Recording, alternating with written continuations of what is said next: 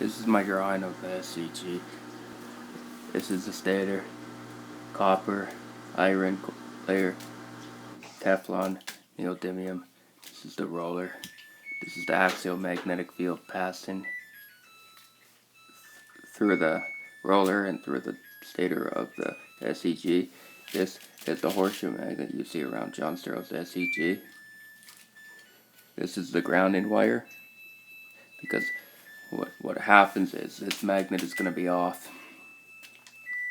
No power, but it's going to be iron, so any magnetic material will attract to it.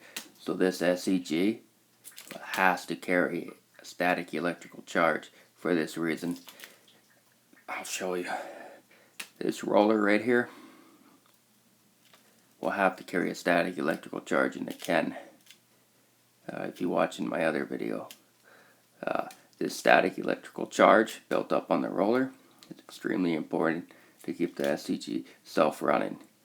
You heard about magnetic waveforms. It's the same as an axial magnetic field, but it's as waveforms. But that's really important because it causes the roller to accelerate. But the roller ain't gonna accelerate on its own. The roller needs force to accelerate, which is what I'm trying to say here. So you watch my other video, then watch this one. This is the state roller of the SEG. This is the stator. This is the roller, and if there's a static charge built up on the roller, what is going to happen is this roller, while in motion, is going to attract to the horseshoe magnet, which is non-powered, so it's off, to the natural properties of the iron of the horseshoe magnet, and it will track to this.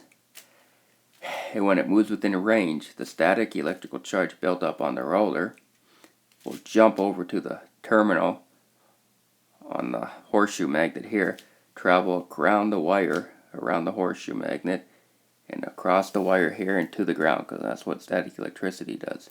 And when it does this, it will activate the horseshoe magnet for a split second, and the horseshoe magnet will be wired to have an opposite charge.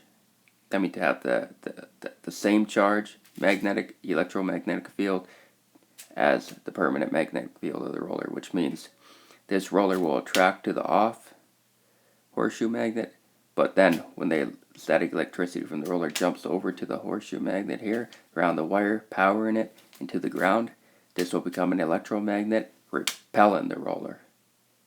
And then this magnet will shut off again until another static charge powers it. So that's my point.